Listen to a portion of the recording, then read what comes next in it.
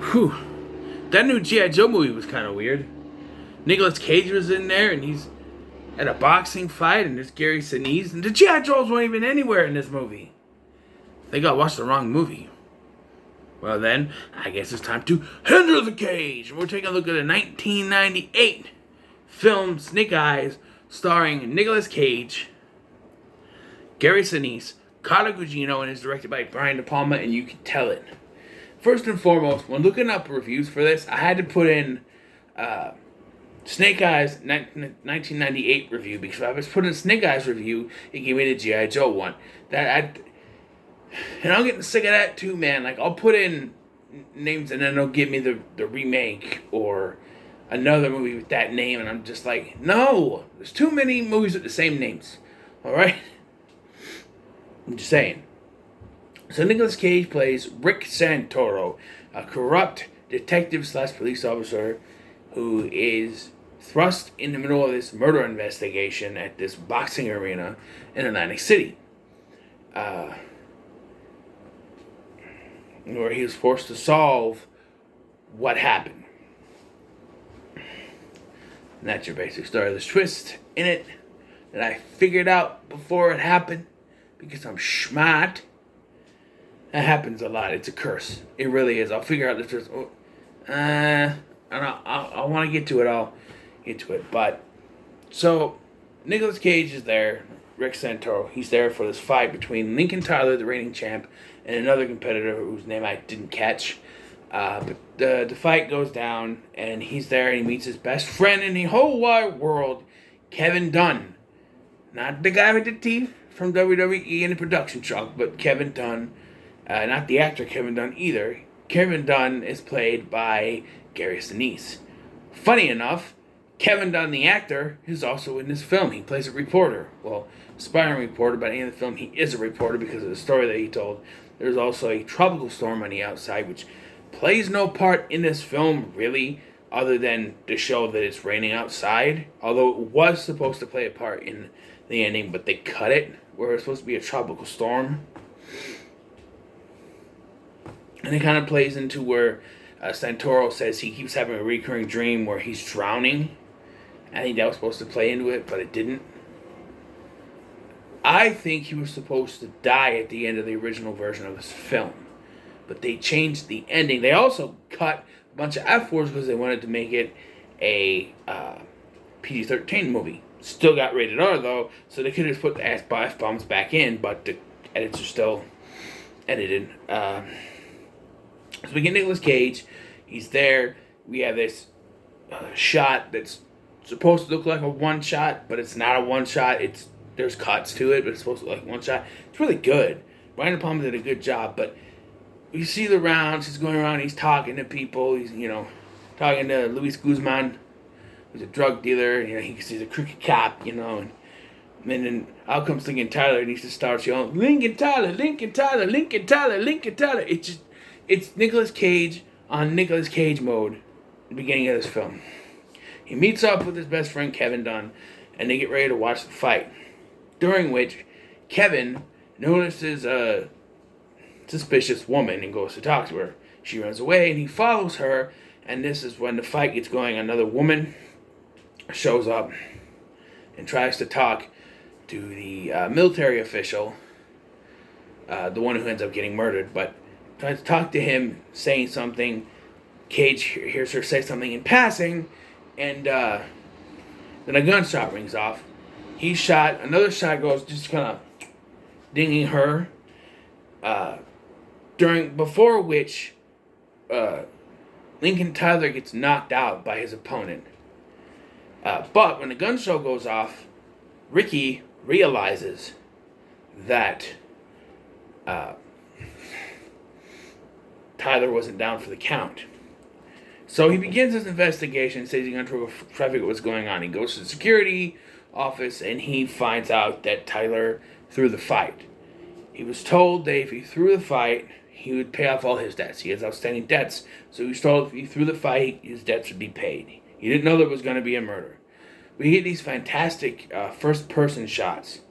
They do it for Tyler, they do it for Santoro, they do it for Dunn, and they do it for Gugino, whose name I don't remember. They're really good. You can tell this is Brian De Palma's film. He had a certain style about him. It's not as, you know,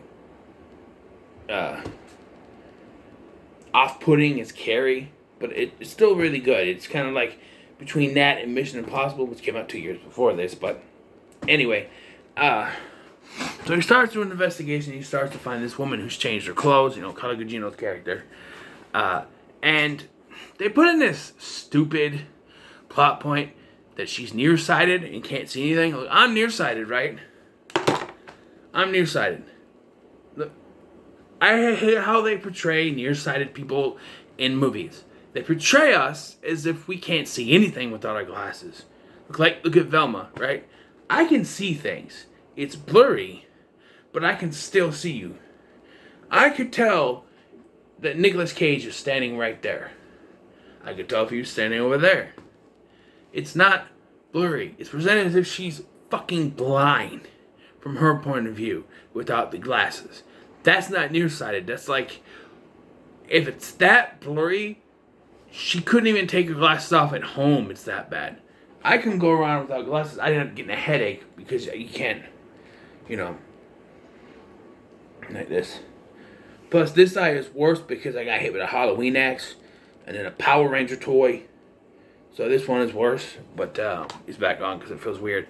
But yeah, I'm nearsighted, and they portray it wrong in this. They portray it as if she's totally, like, everything is blurred without her glasses, and that's not how nearsighted works.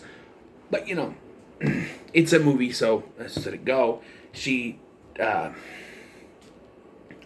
tries to escape secretly to get away from, because she recognizes Dunn, and we find out later.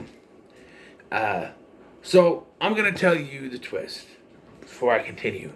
So there's a certain point in this film where I figured out the twist. And it's when Kevin Dunn, Gary Sinise Kevin Dunn, tells his side of the story. And I just figured, I'm sitting there, he's telling a story, and I'm like, no, something's not right. He's in on it. He's got to be in on it. And I was right. Because when Carla Gugino tells her story, it's even before that. Like, it's revealed to the audience, which you should never reveal something to the audience before you revealed it to your main character. The audience should never be ahead of your main character. You should have waited to show the audience what, to reveal it to the audience when she told her story. Not just reveal it to him. We should have been in the dark the entire time. Like, think about this. We don't follow Gary Sinise at all. Do it that way. We don't follow him, because we follow him most of the time, and that's where, we realize that he's part of it. Don't do that. Instead, just follow Cage. Right? As you're trying to do the investigation. Don't follow Sinise, just follow Cage.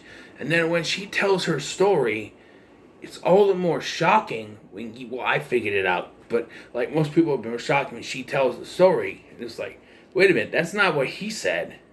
Someone's not telling the truth. And then we get the line, well, without my glasses, I can't see right. No, you didn't lose your glasses till after I went down. Shit. That right there would have been like, okay, this is it. He's got to deal with his best friend being bad. Yeah.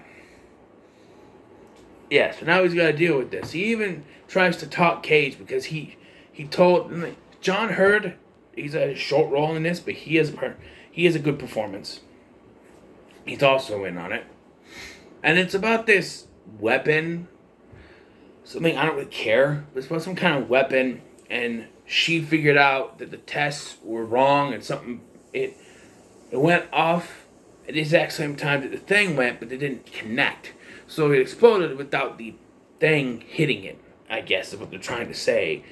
And she figured it out, and she was supposed to die because they saw the email. She was supposed to die. It's supposed to be an open and shut case. They were going to blame a terrorist. They were both supposed to be dead because when she was shot, it was just grazed her. I think that what they should have done instead of just having it graze her I mean, what kind of writing is that? Just have Cage save her. I know he's no saint, but after the first gunshot, he jumps and he saves her. I don't know. Maybe it'd be like, well, how did he know? Well, the gunshot goes off.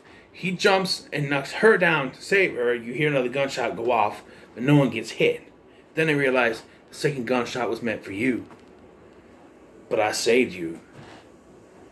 I ruined it. That would have been something. He ruined it, you know. But they didn't do that. Said they had to grace her, which is fine, I guess, but it's not different. So, the ending, I like and I don't like. There's two parts to this. So eventually, Gary Sinise gets found out, right? Kevin Dunn. And instead of being arrested, he shoots himself and dies. I like that. I like that. He's given up by now. He's like, I'm not going to go to jail for this. I'd rather die. So, what I don't like, and there's a couple things. By this point, Nicolas Cage has gotten beat up. That they had this bad broken teeth thing. His hands like this. Why didn't you? He's already goofy enough without the prosthetics. Why'd you have to do that? I understand he got beat up, but come on. And Gary Sinise is very, very, good with what he does. He's trying to tie up loose ends. So he kills the redhead woman, who's not really redhead, and this other guy, the guy that's supposed to be the drunk guy, he kills them, puts them in a cement mixer that had their bodies. And I think he was also planning on killing John Hurt. I don't think he did. I think he got arrested, I'm not sure, but killing him, he's like a millionaire. That would have raised some heads, so that wouldn't have been good. But two guys no one noticed. Not really. You know. So, Nicolas Cage is a hero, right? Nope, and this is the part I don't like. Because it's so at the beginning of the film, we establish he has a wife and a son, but also a girlfriend, because he's a bad guy. He's also got, he's corrupt. So, he's hailed as a hero, but then, shortly after that, all his corruption comes up, and he's not a hero anymore. He's got to go to court. He's ended up going to jail. His wife takes off with their son. His girlfriend leaves him. And so now he's going to go to jail. But Cara Gugino still wants him, right?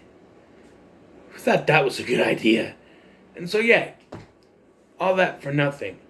I think the other ending, and I'm not 100% sure on this, but I know there's supposed to be a flood.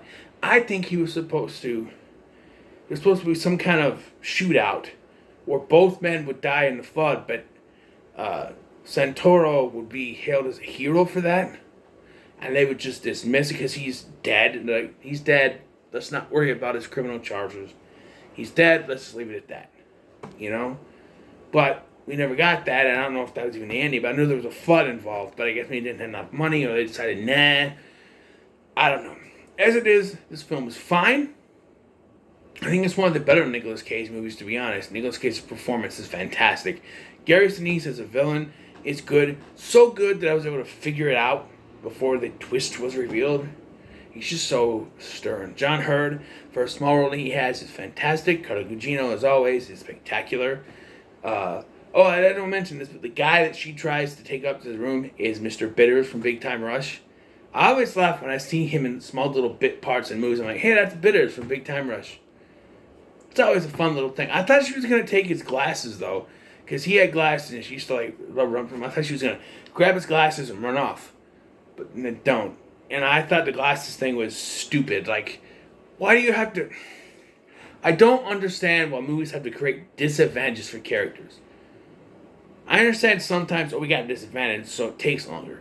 What does having her be nearsighted do? Other than she's wandering around. It's not like she doesn't recognize people. She recognizes Gary Sinise. Without her glasses, so that's not a problem. I don't get why she had to have the, I can't see without my glasses Velma moment. It just doesn't make any sense to me. And the ending ends up let down. So I'm going to go ahead and give this a 7 out of 10. I enjoyed this. Thought it was pretty good. So what are your thoughts on Snake Eyes? Let me know in the comments below. Make sure to like, share, and subscribe. Thanks for watching. I've been Scotty, and I'll see you in the next one.